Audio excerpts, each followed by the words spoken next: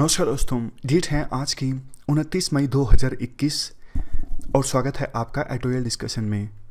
3 issues आज हम discuss करेंगे और पिछले कुछ दिनों की तरह आज भी हिंदू में तो इम्पोर्टेंट आर्टिकल है नहीं, तो ये तीनों जो आर्टिकल्स हैं वो अलग अलग न्यूज़पेपर से हैं। ये लक्षद्वीप वाला जो आर्टिकल है इसमें वैसे तो इससे संबंधित हमने पहले भी आर्टिकल डिस्कस किया है, लेकिन इसमें डिफरेंट पॉइंट ऑफ व्यू है। यानी पिछले आर्टिकल में राइटर का जो पॉइंट ऑफ व्यू था उससे ठीक विपरीत ये द प्रिंट का आर्टिकल है।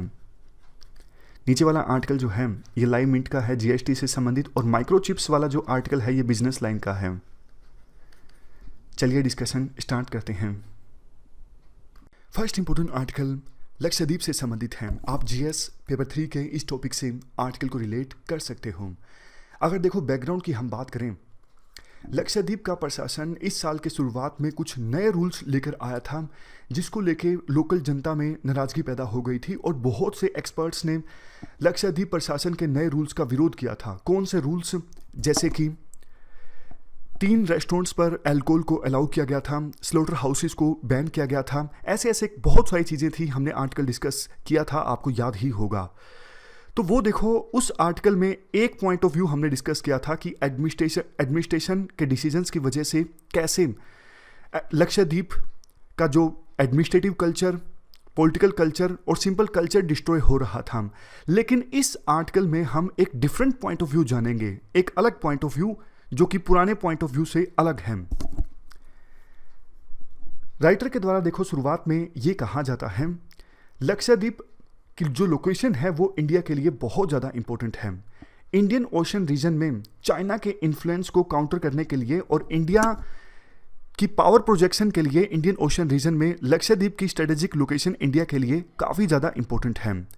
लक्षद्वीप को डेवलप करना इंडिया के लिए काफ़ी ज़्यादा इंपॉर्टेंट है और इसी दृष्टिकोण से लक्षद्वीप का प्रशासन कुछ नए रूल्स लेकर आया था। उसमें कुछ भी गलत नहीं है जितना कि कुछ एक्सपर्ट्स के द्वारा बताया जा रहा है। तो एक एक रूल के बारे में अब राइटर डिस्कस करते हैं। सबसे पहले बात की जाती है गुंडा एक्ट की।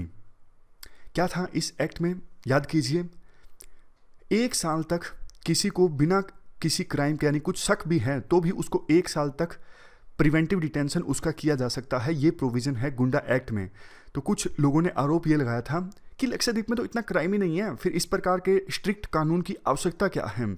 इसके जवाब में राइटर ये कहते हैं, देखो ये जो पहली तो बात, गुंडा एक्ट कहीं भी मेंशन नहीं है। पता नहीं कुछ लोग क्यों गुंडा एक्ट बार बार बोल रहे हैं। गुंडा शब्द कहीं पर भी मेंशन नहीं है। दूसरी चीज़ राइटर ये कहते हैं, देखो इस प्रकार का जो प्रोविज़न है ना, किसके लिए किया गया है? जो इलीगल तरीके से शराब बेचते हैं, इन्वायरमेंट को डिस्ट्रॉय करते हैं या फिर ड्रग्स की सप्लाई करते हैं, प्रॉपर्टी पर गैरकानूनी ढंग से कब्जा कर लेते हैं, क्रूल पर्सन्स हैं, तो उनके खिलाफ ये एक्ट लाया गया है।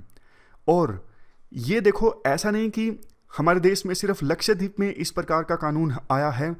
इस प्रकार का प्रोविज़न तो काफ़ी सारे स्टेट्स में है, तमिलनाडु में है, कर्नाटक में है, केरला में है। जब इन स्टेट्स में है तो लक्षद्वीप में क्या दिक्कत है? ऐसा क्वेश्चन राइटर रेज करते हैं।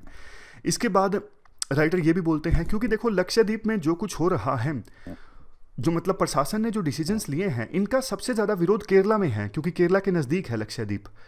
तो राइटर ये कहते हैं केरला से विरोध ज़्यादा उठ रहा है, केरला के कुछ लोग विरोध ज़्यादा कर रहे हैं। जबकि ये जो प्रोविज़न है ना, 1 साल तक प्रिवेंटिव डिटेंशन किया जा सकता है इन आरोपों में, तो ये प्रोविज़न तो Kerala anti social activities prevention act 2007 में भी है। जब केरला में भी ये कानून है तो लक्षद्वीप में ये कानून लाने में क्या दिक्कत है? तो सबसे पहले हमने बात कर ली गुंडा एक्ट की। उसके बाद दूसरा बात की जाती है बीफ बैन की। मतलब लक्षद्वीप में बीफ बैन के अगेंस्ट आवाज़ उठाई जा रही है। राइटर कहते हैं ये तो देखो टोटली मिस इन्फॉर्मेशन है। बीफ बैन पूरी तरह से नहीं किया गया है। क्या किया गया है? जो इलीगल स्लॉटर हाउसेस चलते हैं, जहाँ पर देखो इलीगल तरीके से एनिमल्स को मारा जाता है, उसको बैन किया है। ज़्यादातर स्टेट्स में हमारे देश में इलीगल स्लॉटर हाउसेस बैन हैं, तो लक्षद्वीप में भी बैन हो जाएंगे। दिक्कत क्या है? मतलब गैरकानूनी ढंग से अगर जानवरों को नहीं मारा जाता है तो फ़ायदा ही तो है। उसके बाद अनहाइजीनिक, गैरकानूनी ढंग से ट्रेड होता है एनिमल्स का, उसको बैन किया गया है। तो ये तो देखो एंटी सोशल एलिमेंट्स के द्वारा अनहाइजीनिक, इलीगल ढंग से एनिमल्स का ट्रेड किया जाता है ना। तो फिर ये तो बैन होना ही चाहिए, इसमें क्या गलत है। महाराष्ट्र की सरकार भी इसी प्रकार का कानून लेके आई थी, बॉम्बे हाईकोर्ट ने उसे अपहेल्ड किया, मामला अभी सुप्रीम कोर्ट में पेंडिंग है। तो दूसरे स्टेट्स में जब ये प्रोविजंस हैं तो फिर दिक्कत क्या है लक्षद्वीप में इन प्रोविजंस को इम्प्लीमेंट करने में। प्रोहिबिशन की बात की जाती है, मतलब शराब पूरी तरह से बैन है लक्षद्वीप में, इवन टूरिस्ट को नहीं ले जाने दी जाती।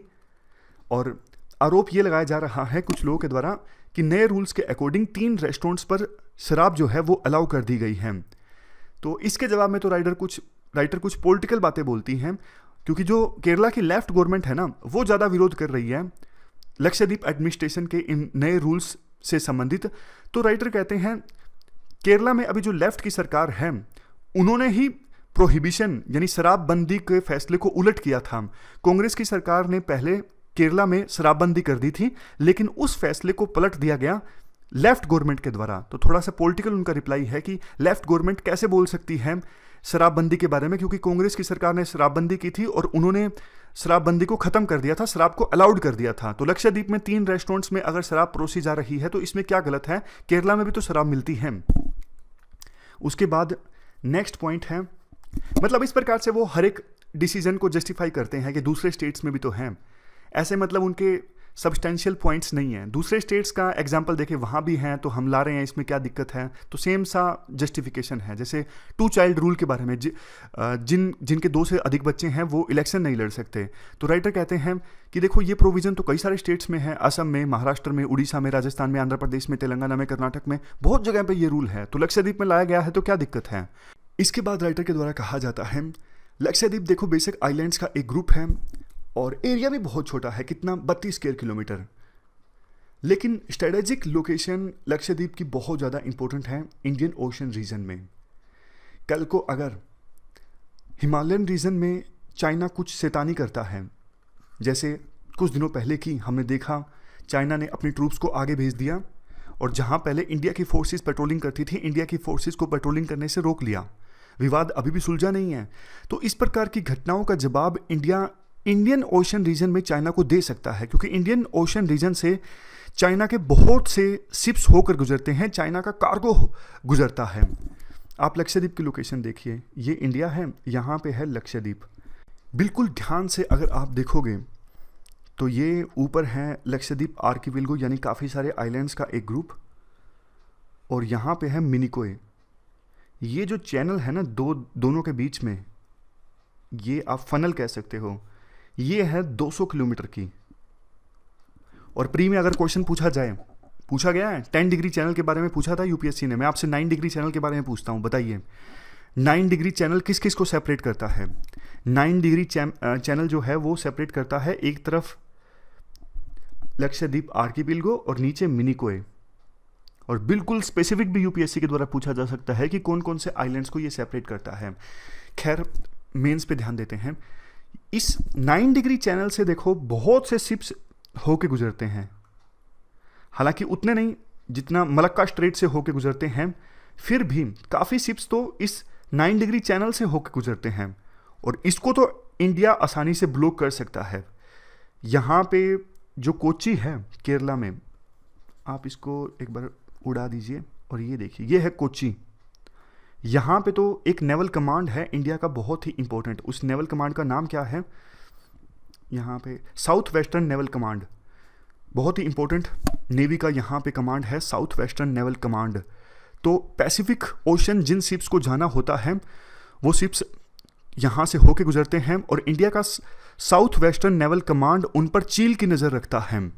आप एक बार इस मैप में बड़ी पिक्चर देख लीजिए, पर्शियन गल्फ से जो शिप्स आते हैं ऑयल या फिर दूसरा कार्गो लेके, वो यहाँ से होके गुजरते हैं। वैसे देखो यहाँ से भी जा सकते हैं लेकिन लंबा पड़ता है, तो बहुत सारे शिप्स इस 9 डिग्री चैनल से ही गुजरते हैं। तो important sea lanes of communication है 9 डिग्री चैनल में और ये शिप्स जाते हैं पैसिफिक ओशन में, समझ गए। तो इसीलिए आर्टिकल में कहा जाता है कि लक्षद्वीप की लोकेशन काफ़ी ज़्यादा इंपॉर्टेंट है, इकोनॉमिक पर्सपेक्टिव से ही और सिक्योरिटी पर्सपेक्टिव से भी, सिक्योरिटी पर्सपेक्टिव से ज़्यादा इंपॉर्टेंट है। देखो जब मुंबई में हमला हुआ था तो उस समय एक कमेटी गठित की गई थी कि कोस्टल सिक्योरिटी को मजबूत किया जाए। उस कमेटी ने भी ये कहा था कि लक्षद्वीप अभी पूरी तरह से सिक्योर्ड नहीं है और कल को पायरेसी भी हो सकती है लक्षद्वीप के आसपास, यानी समुद्री लुटेरे जो हैं शिप्स को लूट भी सकते हैं और आतंकवादी भी लक्षद्वीप की लूज सिक्योरिटी का फ़ायदा उठा सकते हैं। तो हमारी सिक्योरिटी एजेंसीज हरकत में आई। लक्षद्वीप में कोस्टल सिक्योरिटी एक्सरसाइज कंडक्ट की गई थी नेपच्यून सेकंड, ताकि लक्षद्वीप की कोस्टल सिक्योरिटी में जो भी लूप होल्स हैं उन्हें प्लग किया जा सके। लक्षद्वीप में सर्विलियंस और विजिलेंस नेटवर्क जो है वो स्ट्रॉन्ग किया गया, नज़र रखी जा सके। और इसके लिए क्या किया गया, वाच टावर्स इस्टेब्लिश किए गए। वाच टावर्स मतलब जैसे देखा होगा आपने, टावर पे संतरी बैठा होता है और दूर तक नज़र रख रहा होता है किसी मतलब जो एबनॉर्मल एक्टिविटी है उस पर। इसके अलावा एक नया कोस्ट गार्ड स्टेशन भी यहाँ पे इस्टेब्लिश किया गया था। मतलब राइटर का कहने का यही है, पिछले कुछ समय में बहुत सारे स्टेप्स लिए गए हैं सरकार के द्वारा लक्षद्वीप की सिक्योरिटी को मजबूत करने के लिए और इंडियन ओशन रीजन में अपनी ताकत को इंक्रीज करने के लिए। राइटर इसके बाद देखो एक बात ये भी बोलते हैं, क्वाड एज एक सिक्योरिटी ग्रुप के तौर पे इमर्ज हो रहा है। 4 देश जो क्वाड में आते हैं, ऑस्ट्रेलिया, इंडिया, जापान, यूएसए, इन देशों के बीच में सिक्योरिटी डायमेंशन में कोऑपरेशन काफ़ी बढ़ रहा है, क्योंकि ये इंडो पैसिफिक रीजन में चाइना के बढ़ते इन्फ्लुएंस को रोका जा सके। तो इसके लिए देखो, अगर चाइना के बढ़ते इन्फ्लुएंस को रोकना है तो जगह जगह पे मजबूत नेवल कमांड्स होनी चाहिए ना, मिलिट्री बेसिस होने चाहिए। तो लक्षद्वीप पे जो बेस है वो बहुत ही स्ट्रेटेजिकली इंपॉर्टेंट है। तो यहाँ पे आप किसी प्रकार का कोई विद्रोह लोकल जनता के द्वारा या फिर सिक्योरिटी में कोई लूप होल बर्दाश्त नहीं कर सकते। इसलिए जो लक्षद्वीप की जनता है उनको जागरूक होने की आवश्यकता है, उनको और ज़्यादा अवेयर होने की आवश्यकता है कि ये जो स्टेप्स एडमिनिस्ट्रेशन के द्वारा लिए गए हैं ये आपकी बेहतरी के लिए है, ये लक्षद्वीप के डेवलपमेंट के लिए है, ये इंडिया की सिक्योरिटी के लिए काफ़ी ज़्यादा इंपॉर्टेंट है। तो ये हमने आर्टिकल डिस्कस किया लक्षद्वीप से संबंधित। चलते हैं आगे। नेक्स्ट आर्टिकल जीएसटी से संबंधित है। आप जीएस पेपर 3 के इस टॉपिक से आर्टिकल को रिलेट कर सकते हो। देखो, जीएसटी हमारे देश में आया था 2017 में। काफ़ी मुश्किल से आया था। मुश्किल से इसलिए बोल रहा हूँ क्योंकि लंबे समय तक स्टेट्स और सेंटर के बीच नेगोशिएशंस चल रही थी जीएसटी लाने के लिए, लेकिन डिफरेंसेस थे स्टेट्स के बीच और सेंटर के बीच। स्टेट्स के कंसर्न ये थे कि अगर देखो जीएसटी आता है तो स्टेट्स के हाथ से पावर निकल जाएगी बहुत सारे टैक्सेस लगाने की और रेवेन्यू भी स्टेट्स को कम प्राप्त होगा। तो स्टेट्स के इस डर को ख़त्म करने के लिए जीएसटी एक्ट में एक प्रोविज़न ये किया गया था, अगर स्टेट्स को रेवेन्यू का लॉस होता है तो उसकी भरपाई 2022 तक तो कम से कम सेंटर के द्वारा की जाएगी। 5 सालों तक के लिए गारंटी ली गई थी सेंटर के द्वारा कि अगर स्टेट्स को रेवेन्यू का लॉस होता है तो उसकी भरपाई सेंटर के द्वारा की जाएगी। लेकिन आपको पता है बीच में कोविड आ गया, स्टेट्स और सेंटर के बीच काफ़ी सारे डिफरेंसेस देखने को मिले। स्टेट्स ने कहा कि देखो हमें रेवेन्यू कम मिल रहा है, आप उसकी भरपाई कीजिए। सेंटर ने कहा देखो टैक्स लगाने की पावर अभी आपके पास होती तब भी आपको कम ही रेवेन्यू प्राप्त होता, क्योंकि कोविड-19 है, कोविड-19 के कारण ही कम रेवेन्यू प्राप्त हुआ है। तो इन चीज़ों को लेकर काफ़ी डिफरेंसेस देखने को मिले। जब देखो जीएसटी आया था तो बहुत सारी बातें बोली गई थी, जैसे अभी इंडिया की इकोनॉमी बड़े हद तक इनफॉर्मल है, फॉर्मलाइजेशन आएगा इकोनॉमी का जीएसटी के आने पर। बोला ये भी गया था टैक्स रेवेन्यू ज़्यादा प्राप्त होगा, बोला ये भी गया था टैक्स स्ट्रक्चर सिंपल होगा देश में। क्या ये सब देखने को मिला? कम से कम देखो अभी 3 साल पूरे हो चुके हैं, 4था साल चल रहा है जीएसटी को आए। ये जो सारी बातें बोली गई थी वो सही साबित नहीं हुई हैं। वर्ल्ड बैंक ने एक अपने कमेंट में कहा कि इंडिया में जो टैक्स स्ट्रक्चर है वो काफ़ी ज़्यादा कॉम्प्लेक्स हैं। एक टैक्स के बजाय हमारे देश में जीएसटी में स्लैब्स हैं, 28% की स्लैब, 18% की स्लैब, 12% की स्लैब, 5% की स्लैब और काफ़ी सारी एग्जम्पशंस भी हैं।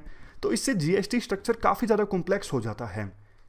काफ़ी सारा घोटाले भी देखने को मिले जीएसटी में, प्रोसेस काफ़ी कॉम्प्लेक्स हैं, काफ़ी सारे रूल्स हैं जीएसटी के अंदर और बिजनेस फर्म्स को उन रूल्स को कंप्लाई करने में काफ़ी दिक्कत आती है, अलग से अकाउंटेंट रखना पड़ता है, रिपोर्ट फाइलिंग में काफ़ी ज़्यादा दिक्कत आती है, एक्सपोर्टर्स को क्रेडिट मिलने में, इनपुट क्रेडिट क्लेम करने में काफ़ी दिक्कत आती है, उनको डिले से क्रेडिट मिलता है इसलिए वो ठीक से एक्सपोर्ट नहीं कर पाते। इस प्रकार की देखो अनेकों दिक्कतों का सामना करना पड़ा जीएसटी के आने के बाद। लेकिन ये सब बातें बोल के राइटर इसके बाद ये बोलते हैं अब सरकार कितना भी बोल दे कि हम टैक्स स्ट्रक्चर को सिंपल करेंगे, हम रिटर्न्स फाइल करना आसान करेंगे, लेकिन एक चीज़ जिसका सबसे ज़्यादा नुकसान हुआ है वो है ट्रस्ट। जब जीएसटी आया था ना तो बोला गया था कि कोऑपरेटिव फेडरलिज्म का एक अद्भुत नमूना है जीएसटी, किस प्रकार से स्टेट्स और सेंटर मिलके काम कर रहे हैं देश की इकोनॉमी को आगे ले जाने के लिए, उसका एग्जाम्पल है जीएसटी। लेकिन वो ट्रस्ट अभी कम हो गया है, जिसका एक एग्जाम्पल है जीएसटी काउंसिल की मीटिंग। जीएसटी काउंसिल में देखो स्टेट्स और सेंटर दोनों के रिप्रेजेंटेटिव मौजूद होते हैं। जीएसटी काउंसिल का चेयरमैन होते हैं union finance minister. GST council में 1/3 पावर्स होती हैं सेंटर के पास और 2/3 पावर्स होती हैं स्टेट्स के पास। और जीएसटी काउंसिल में जो भी डिसीजंस लिए जाते हैं वो 3/4 मेजोरिटी के साथ लिए जाते हैं। जब जीएसटी काउंसिल बनी थी तो बोला गया था हर क्वार्टर में जीएसटी काउंसिल की मीटिंग होगी, लेकिन पिछले 2 क्वार्टर्स में जीएसटी काउंसिल की मीटिंग ही नहीं हुई। कहा यह गया कि कोविड-19 के कारण, यानी महामारी के कारण मीटिंग नहीं हुई, लेकिन देखो सारे काम ऑनलाइन हो रहे थे तो ये काम भी ऑनलाइन किए जा सकते थे। जीएसटी काउंसिल की मीटिंग मेनली इस वजह से नहीं हुई क्योंकि स्टेट्स और सेंटर के बीच काफ़ी सारे इश्यूज को लेके डिफरेंसेस हैं, खास करके रेवेन्यू शेयरिंग को लेके। अब देखो ट्रस्ट उस समय था स्टेट्स और सेंटर के बीच, तभी जीएसटी आज का था, लेकिन अब ट्रस्ट काफ़ी हद तक इरोड हो गया है। और 2022 में तो जो गारंटी दी गई थी सेंटर के द्वारा स्टेट्स को कि आपको रेवेन्यू लॉस होता है तो उसकी गारंटी हम लेते हैं, उसकी भरपाई, उसकी कंपनसेशन हम देंगे, तो 2022 में वो गारंटी भी खत्म हो जाएगी। तो सोच के देखिए 2022 के बाद सेंटर रेवेन्यू लॉस होने पर भी स्टेट्स को पैसा नहीं देगा, तो स्टेट्स के पास क्या इंसेंटिव बच जाएगा जीएसटी स्ट्रक्चर रखने का। तो हो सकता है बहुत से स्टेट्स जीएसटी से अपने आप को बाहर कर लें। हालांकि देखो क्या वो ऐसा कर सकते हैं, इस पर तो विवाद उठ सकता है, मतलब ये इश्यूज कोर्ट में जाएंगे, लेकिन टैक्स स्ट्रक्चर जो है वो गड़बड़ा सकता है 2022 के बाद, ऐसी चेतावनी राइटर देते हैं। राइटर इसीलिए बोलते हैं अभी से जो कमियां हैं उनको सुधारने की आवश्यकता है, और जिस ट्रस्ट के माहौल में जीएसटी आया था उस ट्रस्ट के माहौल को फिर से कायम करने की आवश्यकता है, और इसके लिए लीड लेना होगा सेंटर को, क्योंकि सेंटर के पास ज़्यादा पावर्स हैं। तो सेंटर को लीड लेना होगा कि स्टेट्स का जो भरोसा है इस मामले में वो सेंटर के ऊपर कायम रहे। देखो बहुत से देशों में जीएसटी आया, मतलब कई सारे देश हैं जहां पे सफलतापूर्वक जीएसटी इंप्लीमेंट हो सका है, तो उन देशों से बेस्ट प्रैक्टिसेस को हमें सीखने की आवश्यकता है, ऐसा राइटर सजेस्ट करते हैं। लास्ट में राइटर एक बात ये भी बोलते हैं कि अगले साल देखो 7 स्टेट्स में इलेक्शन होने हैं, तो हो सकता है कि सेंटर जो है वो स्टेट्स को ज़्यादा रेवेन्यू एलोकेट कर दे पॉलिटिकल पॉइंट्स स्कोर करने के लिए, लेकिन सजेस्ट ये करते हैं राइटर को कि आप ये जीएसटी को पॉलिटिकल चीज़ों से दूर रखिए, मतलब चीज़ों को इंस्टीट्यूशनलाइज करने की आवश्यकता है। ऐसा नहीं कि जब इलेक्शन हो तब तो आप रेवेन्यू एलोकेट कर दो, और जब इलेक्शन ना हो तब आप, जब स्टेट्स हैं वो आपकी मर्जी पर हैं, आपकी दया पर हैं, ऐसे कोई भी स्ट्रक्चर काम नहीं कर सकता। देखो राइटर बोलते हैं हमारे देश में ना कितनी सारी पॉलिटिकल पार्टीज़ हैं, और कई बार अलग अलग पॉलिटिकल पार्टीज़ गवर्नमेंट में होती हैं अलग अलग स्टेट्स में, तो सभी पॉलिटिकल पार्टीज़ के सभी स्टेट्स के कंसर्न्स को एड्रेस करना पॉसिबल नहीं है। लेकिन जब देखो ये सारी चीज़ें पॉलिटिक्स से दूर रहेंगी ना, तो फिर अलग अलग जो पॉलिटिकल पार्टीज़ हैं वो मानेंगी कि हाँ सेंटर की भी अपनी मजबूरियां हैं, लेकिन पॉलिटिक्स अगर जीएसटी में भी होती रहेगी तो फिर स्टेट्स और सेंटर के बीच डिफरेंसेस बढ़ते रहेंगे, खास करके तब जब अलग अलग पॉलिटिकल पार्टीज सत्ता में होंगी सेंटर में और स्टेट्स में। तो जीएसटी को पॉलिटिक्स से अलग रखने की आवश्यकता है। ये पूरा इश्यू हमने डिस्कस किया जीएसटी से संबंधित। चलते हैं आगे। इसके बाद नेक्स्ट आर्टिकल इलेक्ट्रॉनिक्स इंडस्ट्री से संबंधित है। आप जीएस पेपर 3 के इस टॉपिक से आर्टिकल को रिलेट कर सकते हो। देखो हाल ही में सरकार ने हमारे देश में इलेक्ट्रॉनिक्स मैन्युफैक्चरिंग को प्रमोट करने के लिए 48,000 करोड़ की लागत की 3 स्कीम्स चलाई। तीनों स्कीम्स को चलाने का मकसद ये था इलेक्ट्रॉनिक्स इंडस्ट्री में हम आत्मनिर्भर बन सकें। वैसे देखो इंडियन इलेक्ट्रॉनिक्स सेक्टर में ऑलरेडी काफ़ी ज़्यादा हाई ग्रोथ देखने को मिल रही है। एक अनुमान के अनुसार 2023-24 आते आते डिमांड $400 बिलियन हो जाएगी। डोमेस्टिक प्रोडक्शन भी इलेक्ट्रॉनिक्स कंपोनेंट्स की और इलेक्ट्रॉनिक्स आइटम्स की हमारे देश में काफ़ी ज़्यादा इंक्रीज हुई है। 2014-15 में ये सिर्फ $29 बिलियन थी, जो 2019-20 में बढ़ के $70 बिलियन तक पहुंच गई। देखो ध्यान देने वाली बात ये भी है, हमारे देश में जो ये इलेक्ट्रॉनिक्स आइटम का प्रोडक्शन इंक्रीज हुआ है, मेनली असेंबली होती है हमारे देश में। जैसे मैं आपको एग्जांपल देता हूँ, मोबाइल फ़ोन में क्या लगता है, डिस्प्ले लगता है, माइक्रो प्रोसेसर लगता है, कैमरा लगता है, इन सब आइटम्स को सेपरेटली इंपोर्ट कर लिया गया, असेंबलिंग इंडिया में हो गई। ये होता है इंडिया में। अब देखो वैसे तो ये भी सही है, क्योंकि इकोनॉमिक सर्वे 2019-20 में कहा गया था एक बार अगर असेंबली इंडिया में होना स्टार्ट हो गया तो बाद में धीरे धीरे कंपोनेंट्स भी लोकली इंडिया में मैन्युफैक्चर होना स्टार्ट हो जाएंगे। विभिन्न इकोनॉमिस्ट का भी यही मानना है, और इसी को ध्यान में रखते हुए सरकार ने एक स्कीम अभी लॉन्च की थी, PLI मतलब प्रोडक्शन लिंक्ड इंसेंटिव। 4 से 6% का इंसेंटिव सरकार देती है इलेक्ट्रॉनिक्स आइटम्स की डोमेस्टिक प्रोडक्शन पर। बट ध्यान देने वाली बात यह है, अभी तक देखो ऐसा हुआ नहीं है। हम $70 बिलियन के जो इलेक्ट्रॉनिक्स आइटम्स हमारे देश में प्रोड्यूस करते हैं, इसमें सिर्फ देखो 5 से लेके 15% जो कंपोनेंट्स हैं वो लोकली इंपोर्ट किए जाते हैं। मतलब लोकल एडिशन सिर्फ इतना होता है, 5 से लेके 15%। अगर ग्लोबल इलेक्ट्रॉनिक इंडस्ट्री की टोटल वैल्यू है $2.1 ट्रिलियन तो उसमें ये लोकल वैल्यू एडिशन सिर्फ 7 से लेके $10 बिलियन का है। इसका मतलब क्या हुआ?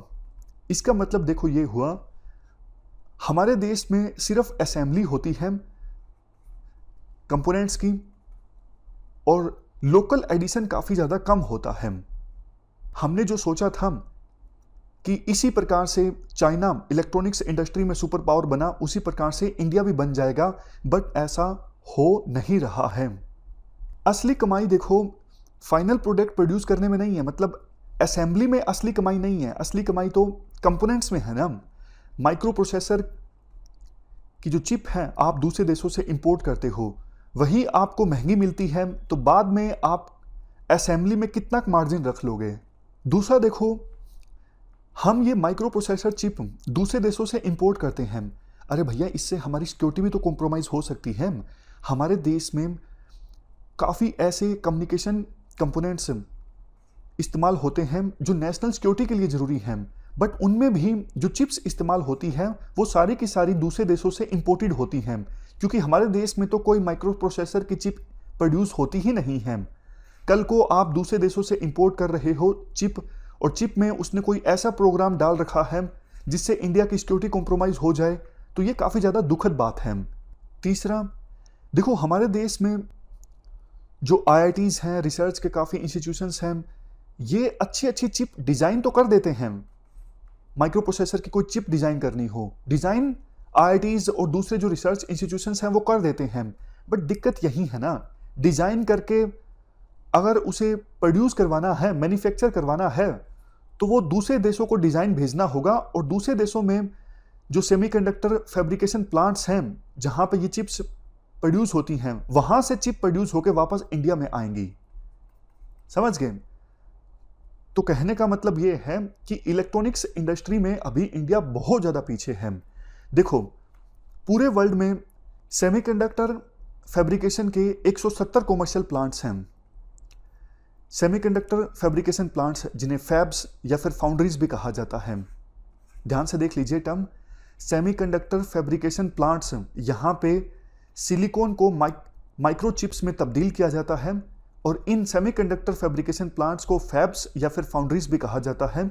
वर्ल्ड में टोटल 170 कॉमर्शियल फाउंड्रीज हैं, और इंडिया में कितनी हैं? एक भी नहीं। इंडिया में एक भी कॉमर्शियल फैब यानी सेमीकंडक्टर फैब्रिकेशन प्लांट नहीं है। हालांकि देखो, इसरो और DRDO इनके पास तो व्यवस्था है फैब्स की, बट ये सिर्फ अपने प्रोडक्ट्स के लिए सिलिकॉन को माइक्रोचिप्स में तब्दील करते हैं। ये कॉमर्शियल प्लांट्स नहीं हैं। क्वेश्चन ये उठता है कि आखिरकार ये सेमीकंडक्टर फैब्रिकेशन प्लांट्स इंडिया में क्यों नहीं लगते? क्योंकि देखो, इंटेल, TSMC, सैमसंग, ये जो माइक्रोचिप्स मैन्युफैक्चर करने वाली कंपनीज हैं, इनका मानना है इंडिया में एक तो डोमेस्टिक डिमांड काफ़ी ज़्यादा अनसर्टेन है, और कॉस्ट एफिशिएंसी काफ़ी ज़्यादा पुअर है। इसलिए इंडिया में सेमीकंडक्टर प्लांट लगाने का फ़ायदा नहीं है। देखो, ये जो सेमीकंडक्टर फैब्रिकेशन प्लांट होते हैं, इनमें डेप्रिसिएशन काफ़ी ज़्यादा होता है। हर 18 महीने बाद टेक्नोलॉजी चेंज हो जाती है, तो depreciation cost total production cost का ऑलमोस्ट 50 से लेके 60% है। और देखो, एक सेमीकंडक्टर फैब्रिकेशन प्लांट इस्टेब्लिश करने में काफ़ी ज़्यादा कैपिटल की आवश्यकता है, कितनी, $2 बिलियन या फिर इससे ज़्यादा। इसी वजह से डोमेस्टिक जो प्लेयर्स हैं, हमारी डोमेस्टिक कंपनीज, इन्होंने काफ़ी कम इंटरेस्ट शो किया है और एक भी सेमीकंडक्टर फैब्रिकेशन प्लांट हमारे देश में नहीं है, क्योंकि हमारे देश की डोमेस्टिक कंपनीज का ये मानना है कि रिसर्च एंड डेवलपमेंट की कॉस्ट में हम इंटेल और सैमसंग जैसी कंपनीज का मुकाबला नहीं कर सकते।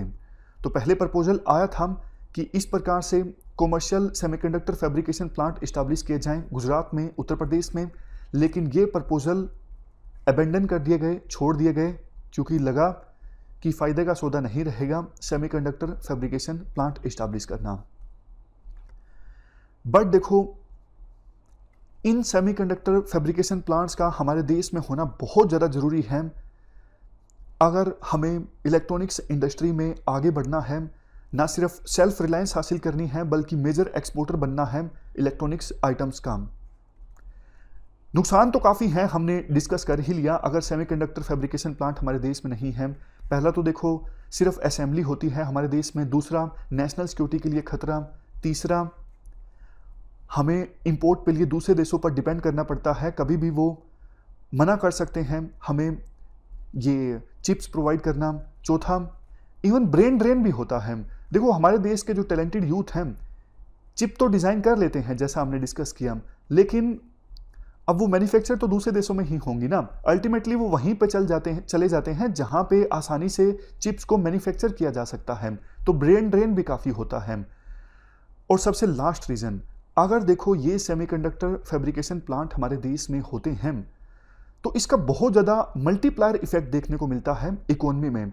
बेशक देखो $2 बिलियन खर्च हों इस प्रकार के प्लांट को इस्टेब्लिश करने में, लेकिन 6 से लेके 23 गुना ज़्यादा वैल्यू एडिशन होता है हमारे देश की इकोनॉमी में अगर हम पैसा इन्वेस्ट करते हैं इन सेमीकंडक्टर फैब्रिकेशन प्लांट्स में।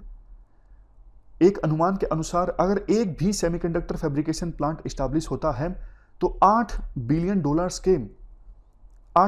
की वैल्यू का कम इंपोर्ट हमें करना पड़ेगा दूसरे देशों से, जो अभी हम करते हैं, और देश की जीडीपी में $15 बिलियन का मल्टीप्लायर इफेक्ट देखने को मिलेगा। सरकार ने देखो अभी एक स्कीम भी चलाई है, SPECS। स्कीम का मकसद ये है, अगर सेमीकंडक्टर मैन्युफैक्चरिंग या फिर दूसरे कोर कंपोनेंट्स की मैन्युफैक्चरिंग हमारे देश में होती है और इसके लिए जो कैपिटल एक्सपेंडिचर होगा उसका 25% सरकार देगी, यानी 25% इंसेंटिव मिलेगा। हालांकि राइटर का कहना है टोटल जो एक्सपेंडिचर है, टोटल आउटले जो है प्रेजेंट 3300 करोड़ से इंक्रीज होना चाहिए ताकि microchips giants for example Intel और सैमसंग जैसी कंपनीज को अट्रैक्ट किया जा सके। लास्ट में कंक्लूजन में राइटर के द्वारा ये कहा जाता है, अभी देखो कई सारी बड़ी कंपनीज चाइना से अपनी मैन्युफैक्चरिंग हब्स को शिफ्ट कर रही हैं, तो इंडिया के पास काफ़ी अच्छा मौका है सेमीकंडक्टर फैब्रिकेशन प्लांट्स के लिए इन्वेस्टमेंट को अट्रैक्ट करने का। हमें फुर्ती से कुछ नॉर्म्स को आसान बनाना होगा, जो ऑलरेडी स्कीम्स चल रही हैं उनको और ज़्यादा अट्रैक्टिव बनाना होगा, ताकि अगर कोई कंपनी चाइना से अपने बेस को शिफ्ट करना चाहती है तो वो इंडिया में आए, इंडिया में सेमीकंडक्टर फैब्रिकेशन का प्लांट इस्टेब्लिश करें। हमें इससे बहुत फ़ायदा होगा रियल टर्म्स में। चलते हैं आगे। तो ये थी हमारी आज की डिस्कशन। फिलहाल इस डिस्कशन में इतना ही है। Thank you very much for discussion.